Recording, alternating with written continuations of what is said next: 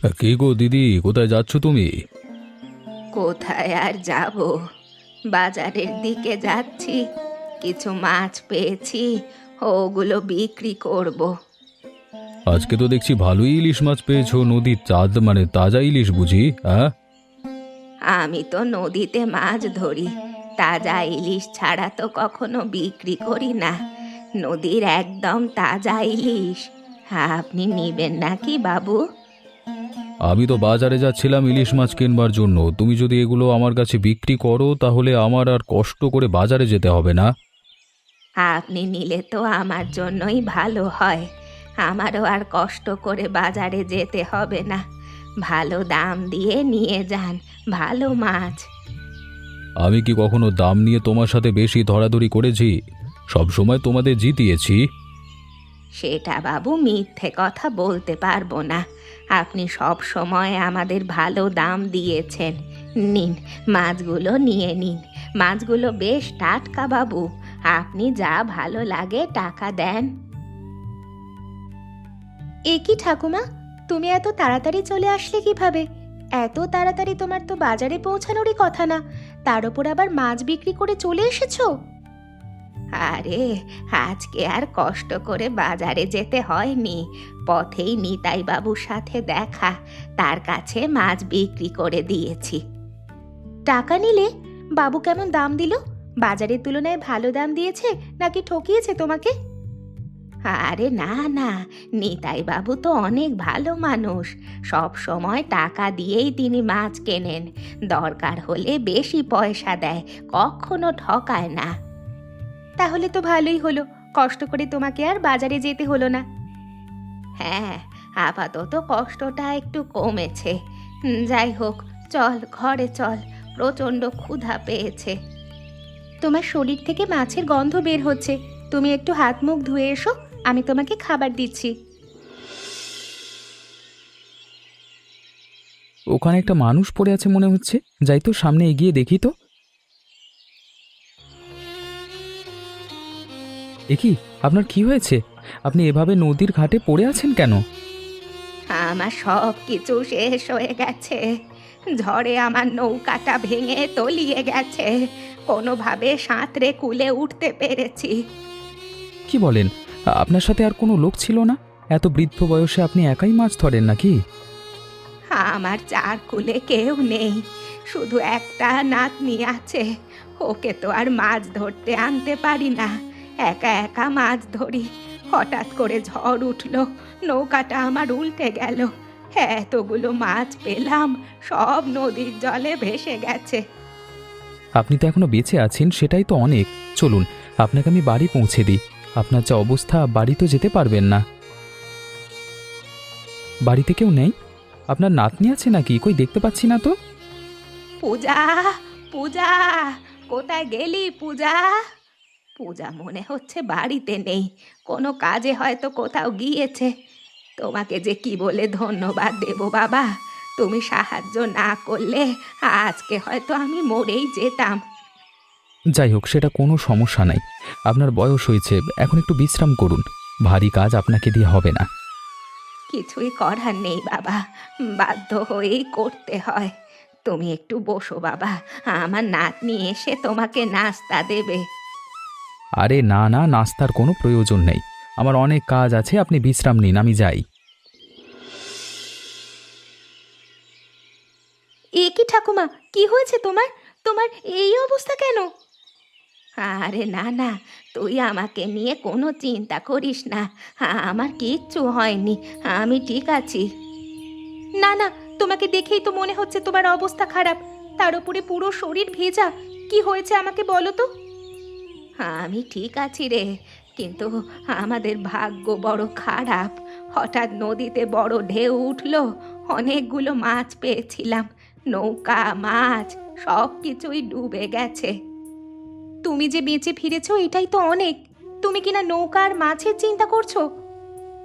আরে, আমি তো নদীর ঘাটে পড়েছিলাম, কোত্থেকে একটি ছেলে আসলো, ও আমাকে সাহায্য করলো, বাড়ি পর্যন্ত পৌঁছে দিয়ে গেল। তুই তো ছিলি না। কি বলো?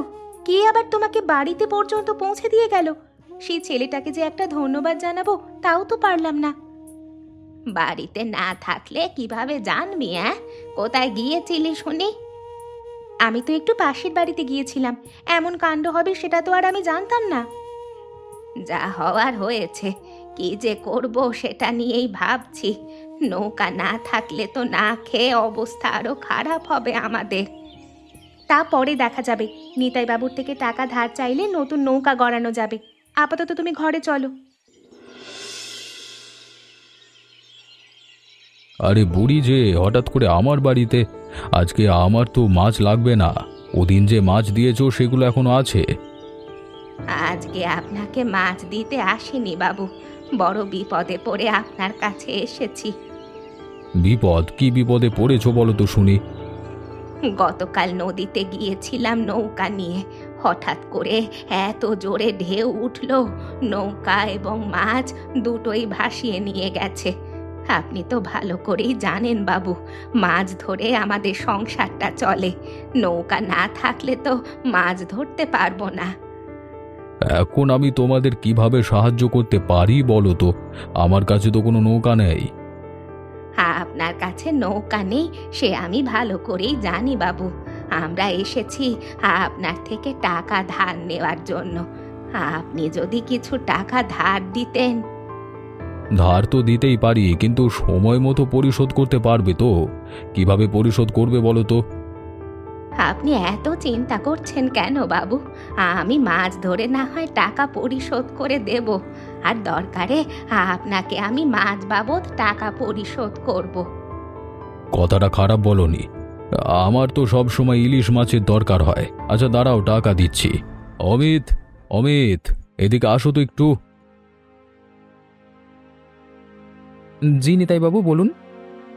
আহ, তোমার কাছে যে টাকাটা আছে আমাকে দেওয়ার কথা বলেছিলে, দাও তো। আপনি সেই মানুষটা না যে না জেনে আমাকে সাহায্য করেছিলেন? আচ্ছা আচ্ছা, আপনি, আপনার শরীরের অবস্থা কেমন এখন? শরীরের অবস্থা এখন ভালো। নৌকা ডুবে গেছে, সেজন্যই নিতাই বাবুর কাছে এসেছি টাকা ধার নিয়ে নতুন নৌকা বানাবো বলে। ইনি কে ঠাকুমা? আরে এই লোকটাই তো আমাকে সাহায্য করেছিল, ওই যে বলেছিলাম না, বাড়িতে পৌঁছে দিয়েছে। নিতাই বাবু, আপনাকে অনেক অনেক ধন্যবাদ। আমরা তাহলে এখন আসি। আপনার নামটা কি সেটাই তো জানা হলো না। আমার নাম পূজা। আমার নাম অমিত, কিন্তু আপনাকে তো ঠিক চিনতে পারলাম না। আপনি যাকে সাহায্য করেছিলেন এবং বাড়িতে পৌঁছে দিয়েছিলেন তিনি আমার ঠাকুমা। এবং কালকে আমরা নিতাইবাবুর বাড়িতে গিয়েছিলাম টাকা ধারের জন্য, সেখানেও দেখা হয়েছিল। কিছু মনে করবেন না, আমি আসলে খেয়াল করতে পারিনি। এখন আমার সবটাই মনে পড়েছে। কালকে আপনার সাথে দেখা হয়েছিল। কোনো সমস্যা নেই, আপনাকে যে একটা ধন্যবাদ জানাবো সেটাও তো জানাতে পারলাম না। ধন্যবাদ কেন? আপনি আমার ঠাকুমার জীবন বাঁচিয়েছেন, আপনাকে ধন্যবাদ জানাবো না? আরে না না, তেমন কিছু নয়। আমি পথ দিয়ে যাওয়ার সময় দেখছিলাম তিনি অসুস্থ অবস্থায় বসে আছেন। পরে আমি তাকে একটু সাহায্য করেছি, এই আর কি। আপনি সাহায্য না করলে হয়তো আমার ঠাকুমার অবস্থা আরও খারাপ হতো। সেটা ওপরওয়ালা ভালো জানে। তবে আপনার ঠাকুমার বয়স হয়েছে, তার এখন এরকম নৌকা চালানো উচিত নয়। আমি তো এত করে নিষেধ করি, ঠাকুমা আমার কোনো কথাই শোনে না। আমি তো বলি এখন আমি নৌকা চালাই, মাছ ধরি, কিন্তু ঠাকুমা কিছুতেই রাজি হয় না। যাই হোক, আপনার ঠাকুমার খেয়াল রাখবেন। আচ্ছা ঠিক আছে, আপনাকে অনেক ধন্যবাদ। এখন আমি আসি।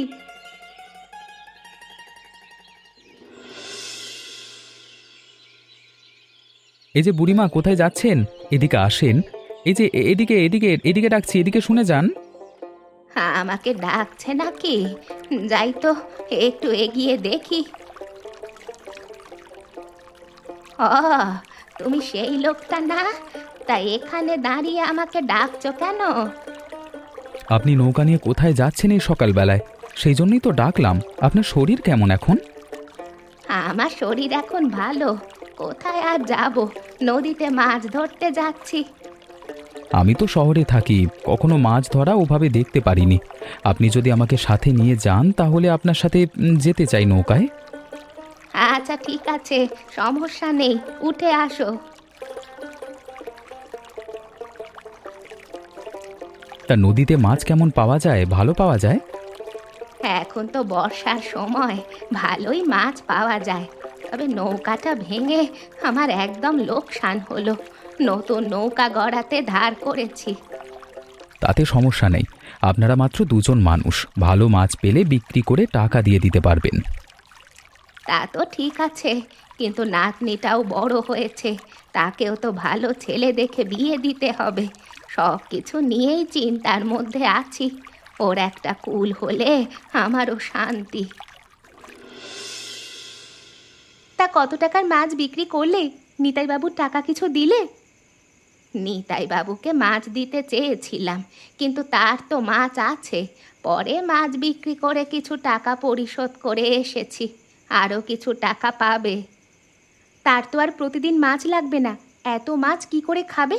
সেজন্য টাকা দেওয়াই ভালো। সেসব নিয়ে তোকে চিন্তা করতে হবে না, এসব আমি সামলে নিতে পারবো। আমার চিন্তা যত তোকে নিয়ে। আমাকে নিয়ে আবার তোমার কিসের চিন্তা এত? বড় হয়েছিস, ভালো ঘর, ভালো ছেলে দেখে বিয়ে দিতে হবে না? আমি তোমাকে ছাড়া কোথাও যাব না। আমি গেলে তোমাকে কে দেখে রাখবে? হ্যাঁ, সেটা বললে তো আর হয় না।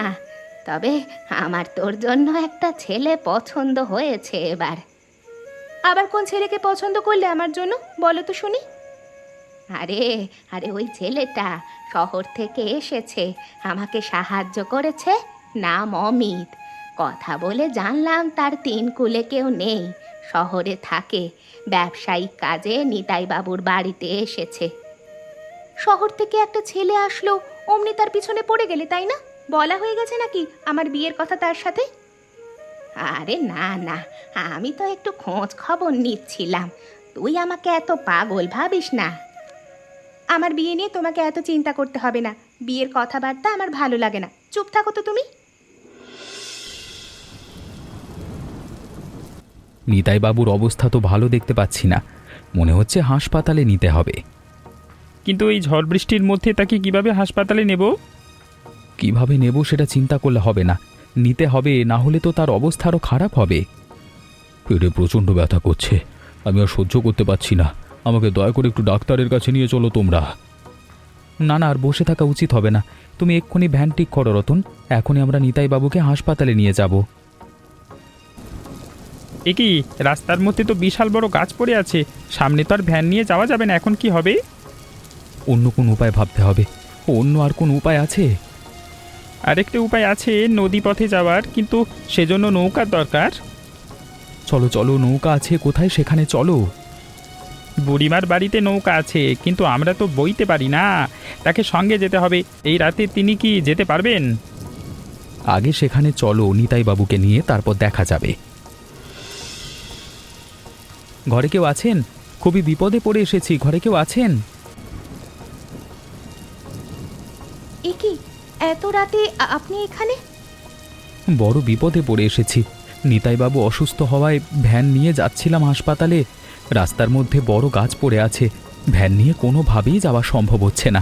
এদিকে নিতাইবাবুর অবস্থা খারাপ। কি বলেন, এই ঝড় বৃষ্টির মধ্যে নিতাই বাবু অসুস্থ হয়ে পড়েছেন? হ্যাঁ, অসুস্থ হয়ে পড়েছেন। এখন নৌকায় করে যাওয়া ছাড়া আর কোনো উপায় নেই। আপনার ঠাকুমাকে একটু ডেকে দেবেন, তিনি যদি একটু সাহায্য করতেন। আমরা তো কেউ নৌকা চালাতে পারি না। আমার ঠাকুমার শরীরটাও ভালো নেই, রাতেই জ্বর উঠেছে। এখন কিভাবে যে তাকে ডাকি? তাহলে এখন কি হবে? নিতাইবাবু কি বাঁচবেন না? আপনারা এখনো চিন্তা করবেন না, আমি নৌকা চালাতে পারি, আমি আপনার সাহায্য করব। চলুন তাড়াতাড়ি চলুন, নিতাই বাবুকে নিয়ে নৌকায় উঠান। তোমাকে কি বলে যে ধন্যবাদ দেব অমিত? তুমি যদি এমন সময় না থাকতে হয়তো আমার খারাপ কিছু হয়ে যেত। আমাকে ধন্যবাদ দেবেন না, ধন্যবাদ যদি দিতেই হয় সেই মেয়েটাকেই দিন যে আপনার জীবন বাঁচিয়েছে। কোন মেয়েটার কথা বলছো? আরে ওই বুড়ি নাতনির কথা বলছি, যে কিনা রাতে নৌকা চালিয়ে আপনাকে হাসপাতাল অবধি পৌঁছে দিয়েছিল। আমার তো জ্ঞান ছিল না, কিছুই মনে নেই। আমি তো ভেবেছিলাম বুড়ি নিশ্চয়ই আমাকে সাহায্য করেছে। না, সে নিজেই অসুস্থ ছিল, সেজন্য তার নাতনি আপনাকে সাহায্য করেছে। মেয়েটা খুব ভালো। এটা তুমি সত্য বলছো? আমাদের গ্রামের এরকম একটা মেয়ে হয় না। বুড়ি নাতনিকে নিয়ে অনেক চিন্তিত, বিয়ের বয়স হয়েছে নাতনির। একটা কথা বলতে চাচ্ছিলাম। আরে বলো বলো, বলে ফেলো। বুড়ি নাতনিকে আমার কাছ থেকে যেটুকু দেখেছি আমার ভীষণ পছন্দ হয়েছে। আপনি যদি বলেন আমি তাকে বিয়ে করতে চাই, আপনি যদি বিয়ের প্রস্তাব নিয়ে ঠাকুমার কাছে যেতেন। এটা তোমার একটা ভালো সিদ্ধান্ত। আমি অবশ্যই এটা নিয়ে কথা বলবো, তুমি কোনো চিন্তা করো না। আরে নিতাই বাবু যে, আপনার শরীর এখন কেমন? আমি তো আপনার বাড়ির দিকেই যাচ্ছিলাম আপনাকে দেখবো বলে। আমার শরীর অনেকটাই ভালো, তোমার নাতনির জন্যই আমার জীবনটা রক্ষা পেয়েছে এই যাত্রায়। আমি আপনাকে সাহায্য করতে পারিনি, আমার নিজের শরীরটাই ভালো ছিল না। আমার নাতনি একটা ভালো কাজ করেছে। তোমার নাতনি এমনিতেই ভালো মেয়ে। তোমার নাতনির বিয়ের কথা বলেছিল আমার কাছে, একটা ভালো ছেলে আছে। আপনার কাছে ভালো ছেলে আছে? বলুন তো কে? নাতনিটাকে বিয়ে দিতে পারলেই আমি বাঁচি। ছেলেটাকে তুমি ভালো করেই চেনো, শহর থেকে এসেছে অমিত। আমার ওখানে থেকেছে যে ওই ছেলেটা। ছেলেটাকে আমি দেখেছি, ছেলেটা সব দিক থেকেই ভালো। ছেলেটাকে আমার ভীষণ পছন্দ হয়েছে, কিন্তু আমার নাতনির কেমন লাগে সেটা তো আর আমি বলতে পারছি না। আমার মনে হচ্ছে ওদের মধ্যে একটু কথা বলা উচিত। কোনো সমস্যা নেই, এই যুগের ছেলে মেয়ে চাইলে একটু কথা বলতেই পারে। তুমি রাজি কিনা সেটা বলো। আমি তো রাজি। এখন যদি আমার নাতনি কথা বলে রাজি হয়, আমার আর কোনো সমস্যা নেই। আচ্ছা ঠিক আছে, কোনো সমস্যা নেই, আমি ওদের কথা বলবার ব্যবস্থা করছি। আপনি ছেলে হিসেবে ভালো, সেটা আমি ভালোভাবেই জানি, কিন্তু আমি আপনাকে বিয়ে করতে পারবো না এই মুহূর্তে। কেন? আমার এমন কি দোষ যার জন্য আপনি আমাকে বিয়ে করতে পারবেন না? আপনার কোনো দোষ নেই, আপনি আরও আমাদের সাহায্য করেছেন, কিন্তু আমার কিছু স্বপ্ন আছে। আপনার কি স্বপ্ন সেগুলো আমাকে বলুন।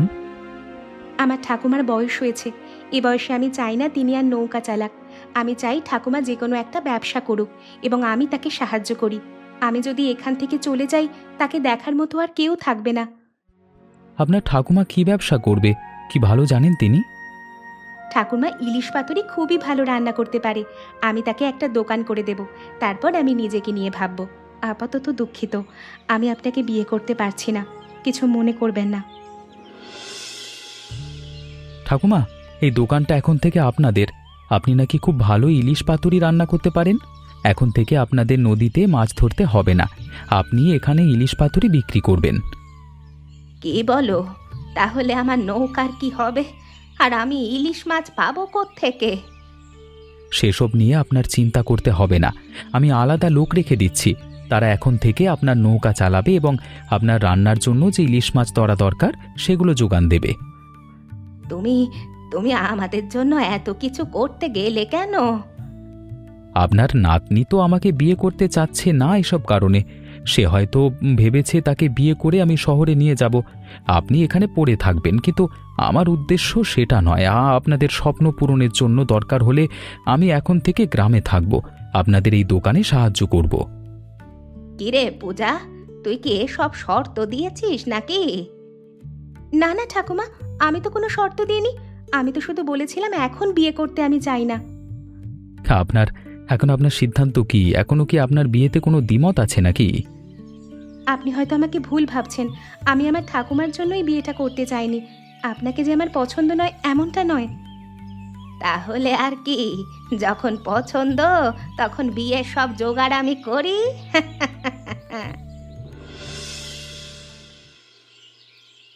এই ইলিশ পাতুরিটা কে রান্না করেছে? খুবই মজার হয়েছে।